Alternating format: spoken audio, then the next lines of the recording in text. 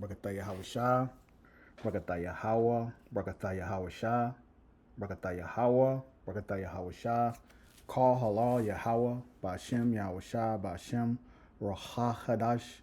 Double honors to our elders and apostles of Great Millstone, and peace and salutations to the hopeful elect scattered across the four winds, and double honors to the men that taught our elders and apostles. This is your brother Yakar Abin from Great Millstone, Houston, with another lesson. And I'm just going to go into a little bit of history. We're going to go into the mystery of the Gentiles. In the in the New Testament, it talks about the Gentiles being saved, and the Christian community wants to believe that this is talking about the actual heathen. But through the precepts, we understand that the Heavenly Father doesn't care anything about the heathen. The heathen were never included in any of his covenants. So what we have to do is we have to go back into the history and find out, who these Gentiles are. So this is First Maccabees chapter 1. I'm going to read a great portion of this chapter, and hopefully it'll be edifying to the elect. So this is First Maccabees chapter 1 and verse 1. It says, "And it happened after that Alexander, son of Philip, the Macedonian, who came out of the land of Chittim, had smitten Darius, king of the Persians and the Medes, that he reigned in his stead the first over Greece." So this goes into Alexander of Macedon, or Alexander the Greek, which Alexander was he was an Edomite.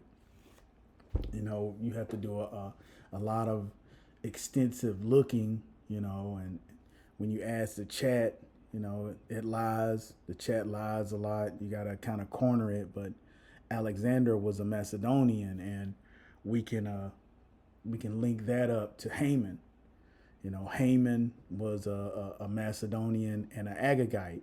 So, Haman was a descendant of King Agag, which was a descendant of Amalek. So, so Haman was an Amalekite, and that would more than likely Alexander and his four generals were Amalekites as well. When you go into the book of Esther, it goes into how Haman, how Haman was you had to do that on your own. But okay, it says, and made many wars and won many strongholds and slew the kings of the earth and went through the ends of the earth and took spoils of many nations, insomuch that the earth was quiet before him, whereupon he was exalted and his heart was lifted up. And he gathered a mighty strong host and ruled over countries and nations and kings who became tributaries unto him. And after these things he fell sick and perceived that he should die. Wherefore he called his servants, such as were honorable and had been brought up with him from his youth, and parted his kingdom among him while he was yet alive. Okay, so Alexander reigned 12 years and then died. It says, and his servants bare rule, every one in his place. And after his death, they all put crowns upon themselves, so did their sons after them many years, and evils were multiplied in the earth. So, this is this is part of the hand being given into the hand of the wicked. So evils were multiplied on the earth when these Edomites got in charge. And it says, and there came out of them a wicked root, Antiochus, surnamed Epiphanes, son of Antiochus the king, who had been a hostage at Rome, and he reigned in the 137th year of the kingdom of the Greeks. Okay, so, going back into the history, This is I did a, where is it? Where is it? Uh, where is it? Here we go. Yeah. Okay. So the reign of Antiochus Epiphanes was 175 to 164 BC. So I asked the chat. So well, we'll get to it. We'll come back to this. But is that First Maccabees? It says, and there came out of them a wicked root, Antiochus, surnamed Epiphanes, son of Antiochus, or Antiochus the king, who had been a hostage in Rome, and he reigned in 137 year of the kingdom of the Greeks. It says, in those days went there out of Israel wicked men, who persuaded many, saying, let us go and make a covenant with the heathen that are round about us. For since we departed from them, we have had much sorrow. And I think that's the same thing basically that happened with I think that's in Jeremiah, where the females, the Israelite women, were burning. They were making hot cross buns for the Queen Mother of Heaven, because they said since they had left the heathen, that things had been bad for them, not understanding that that's the reason things were bad. But anyway, it says, so this device pleased them well. Then certain of the people were so forward herein that they went to the king, who gave them license to do after the ordinance of the heathen. Whereupon they built a place of exercise at Jerusalem according to the customs of the heathen. And they made themselves uncircumcised, and forsook the holy covenant, and joined themselves to the heathen, and were sold to do mischief. And to make yourself uncircumcised, I think that's it's called epispasm. I don't know the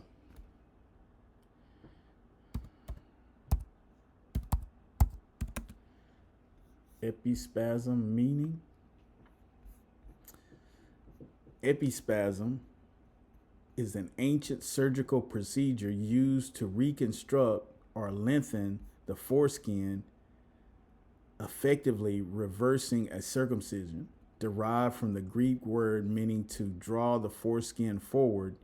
It was practiced during the Greco-Roman era by some individuals wishing to conform to the Hellenistic cultural standards of physical appearance. So it's saying, when we go back to that, it says that certain of the people were so foreign that they went to the king, who gave them license to do after the ordinance of the heathen. Whereupon they built a place of exercise, and this gymnasium. Back then they used to exercise in the nude, right? So I guess Jake, wanting to be wicked with the other nations, they were when they're exercising in the nude, people could see that they were circumcised. That way they knew that they were Israelites. So they wanted to reverse that. And some of them did it. It said that that was a whole procedure that they did. It says, and made themselves but what happens if you don't circumcise your child, or, in the event that you want to reverse it? What does that do? What does that do? We can go all the way back to Genesis. This is the covenant. This is, and the Most High said unto Abraham, thou shalt, this is Genesis 17:9. It says, and the Most High said unto Abraham, thou shalt keep my covenant, therefore, and thy seed after thee in their generations. This is my covenant which ye shall keep between me and you and thy seed after thee. Every man child among you shall be circumcised. And if ye shall circumcise the flesh of your foreskin, it shall be a token of the covenant betwixt me and you. And he that is 8 days old shall be circumcised among you, every man child in your generations. He that is born in the house or brought with money, or any stranger, which is not of thy seed. It says, he that is born in thy house, and he that is brought with money, must needs be circumcised, and my covenant shall be in your flesh for an everlasting covenant. It says, and the uncircumcised man child, whose flesh of his foreskin is not circumcised, that soul shall be cut off from his people. He hath broken my covenant. So when these men in Maccabees did this, they were cast off from their people. So these men became heathen, or they became Gentiles because they were cast off from their people. You know, they broke the covenant. It says, wherein the kingdom was established before Antiochus, he thought to reign over Egypt, that he might have the dominion of two realms. Wherefore he entered into Egypt with a great multitude of chariots and elephants and horsemen and a great navy. And then, you know, it goes into them fighting against each other. The descendants of the men that were under Alexander the Great. But yeah, we're gonna jump down farther, and it says, okay, and it says, First Maccabees 1:41, it says, moreover, King Antiochus wrote to his whole kingdom that all should be one people, and every one should leave his laws. So all the heathen agreed according to the commandment of the king. Yeah, many also of the Israelites consented to his religion, and sacrificed unto idols, and profaned the Sabbath. For the king had sent letters by messenger unto Jerusalem and the cities of Judea, that they should follow the strange laws of the land, and forbid burnt offerings and sacrifice and drink offerings in the temple, and that they should profane the Sabbaths and festival days, and pollute the sanctuary and the holy people, set up altars and groves and chapels of idols, and sacrifice swine's flesh and unclean beasts, that they should all leave their children uncircumcised, and make their souls abominable with all manner of uncleanness and profanation, to the end that they might forget the law and change all the ordinances. And whosoever would not do according to the commandment of the king, he said, he should die. In the selfsame manner wrote he to his whole kingdom, and appointed overseers over all the people, commanding the cities of Judea to sacrifice city by city, that many of the people were gathered unto them, to wit, every one that forsook the law, or so they committed evils in the land, and drove the Israelites into secret places, even whosoever they could flee for succor. Okay, so these Israelites that did this, you know, well, let's keep going.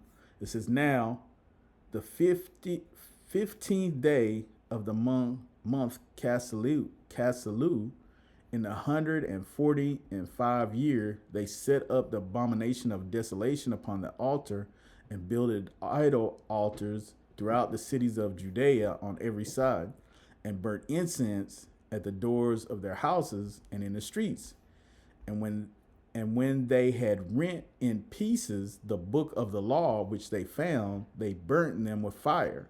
And whosoever was found with any book of the testament, or of any committed to the law, the king's commandment was that they should be put to death. So and it says, thus they did by their authority unto the Israelites every month, to as many as were found in the cities. Now the 25th day of the month they did sacrifice unto the idol altar, which was upon the altar of the Most High, unto which time, according to the commandment, they put to death certain women that had called their children to be circumcised, and they hanged the infants about their necks, and rifled their houses, and slew them that had circumcised them. Howbeit, many in Israel were fully resolved and confirmed in themselves not to eat any unclean thing, wherefore they chose rather to die that they might not be defiled with meats, and that they might not profane the holy covenant, so that they died. So, I mean, this happened, during the Hellenistic period of the Israelites. So these Israelites that survived this, that didn't circumcise their children, that went to the king and got a license to do after the ordinance of the heathen, they were cast off. They were cast off and they became Gentiles. So when I asked the chat, I asked them, how long was the Hellenistic period? It says, okay, the Hellenistic period lasted roughly 293 years, running from 323 BC to 30 BC. So for a 300-year period, the Israelites were persecuted, and it came down really bad, under Antiochus Epiphanes, who reigned in 175 BCE. So that was 100 years after the start, roughly 100 years. So there were Israelites, in this time period that became heathen. So when we go to the New Testament and it starts talking about Gentiles being saved, this is who it's speaking of. It's speaking of, we can get it if you read it in Ephesians. This is Ephesians chapter 2 and verse 11. It says, "Wherefore remember that ye, being in time past Gentiles in the flesh, who are called uncircumcision by that which is called the circumcision in the flesh made by hands." Because there were Israelites that went through all of this and came out on the other side still keeping the customs, but there were a lot that switched over. There were a lot that switched over. I mean, it's really in this time is the same thing. In this time here in the Americas, there were Israelites, and then we were brought over here and we lost all of our heritage. So now, raising up, we're calling ourselves Israelites, but guess what? We were Gentiles. We were totally heathenistic Gentiles, celebrating Christmas, getting tattoos, celebrating Halloween, doing all of these different things because, they beat it out of us. Just like in times past, they beat it out of us. The Greeks beat being an Israelite out of us, to some extent. Some of us held on, but others did not. So that's where these verses come in. It says, "Remember that being in times past Gentiles in the flesh, who are called uncircumcision by that which is called the circumcision in the flesh made by hands, that at that time you were without Mashiach." You were without the anointed, being aliens from the commonwealth. Yes, because you were cast off, because the ordinances were that you had to do certain things. You had to go to Jerusalem 3 times a year as a male. You had to be circumcised. There were all kinds of different ordinances, that the Lord put forth that people had to do, or else they would be cast off from their people. So these people were cast off, but, Yahweh Shah brought them back. He brought all of Israel back into the good graces of Yahweh. But specifically the Gentiles, those that were living after the heathen, after the ordinance of the heathen, that had been doing it for hundreds of years. We're looking at 300 years. That is a long time, to think that you are somebody else. Just like here in the Americas, we don't know. Well, we know what we are now, but before, it was just black people, a byword, a proverb, but now we understand that we are the Israelites and that we have been, 350 years, we have been lost, not knowing who we were. So it's the exact same thing. The thing that have been is that what shall be. It says that at that time you were without Mashiach, being aliens from the commonwealth of Israel and strangers from the covenants of promise, having no hope with the Most High, without the Most High in the world. So, once we were cut off into that Greek lifestyle, which, you still got niggas into that Greek lifestyle now, with all of your different fraternities that they put you in, that they entice you with when you go to college, all of these different fraternities, the Greek life. But that's what they were doing back then. And our people, are wise to do evil. So they joined along with the heathen and they became heathens. It's simple, but you Christians want to read it and you don't know the history. You don't understand what went on before, why they're using the terminology that they're using. It says, but now in Hamashiach Yahushua, ye who sometimes were afar off are made nigh by the blood of Hamashiach.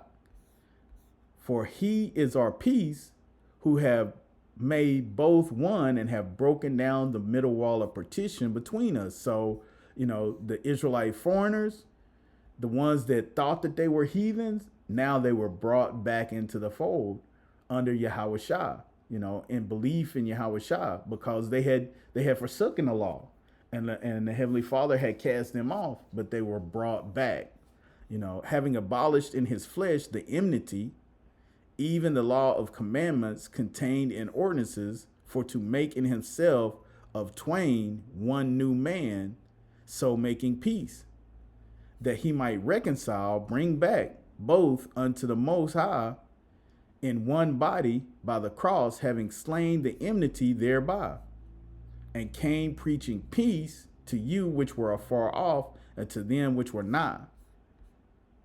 For through him we both have access by one Spirit unto the Father. So, that right there, it explains that now those that were cast off were brought back into the fold by the blood of Yahushua. So the Gentiles that are to receive salvation are Israelites that were cast off, according to the ordinances, that were written in the law of Moses. And before that, when Abraham was on the scene, there were a lot of different ordinances that the Israelites had to maintain, and those that became Greeks fell off. That's why it says neither Jew nor Greek, because those Greeks, just like Americans, everybody in America is an American, but America is not a nationality. America is a location, and we are citizens of America, but it is not a nationality. It's not a biblical nationality. We are Hebrew Israelites. You Negroes, Latinos, and Native Americans.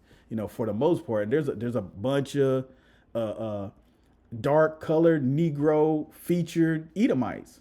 There's a bunch of dark colored Negro featured Moabites and Ammonites and Hamites, but the Lord knows the spirit. The Lord is going to send his angels to Gary to distinguish between the wheat and the tares, the wheat being the Israelites and the tares being the Edomites that look like Israelites. But, let's see. I don't think I really have any more. I had went into the Agag and Haman, but that's another lesson. But well, with that being said, hopefully this lesson is edifying, and I like to give all praise, honor, and glory to Yahweh, Bahashem, Yahweh Shai, Bahashem, Rahakadash. Double honors to our elders and apostles of Great Millstone, and peace and salutations to the hopeful elect. Hopefully this lesson is edifying. Kwam Bakarium. Shalom.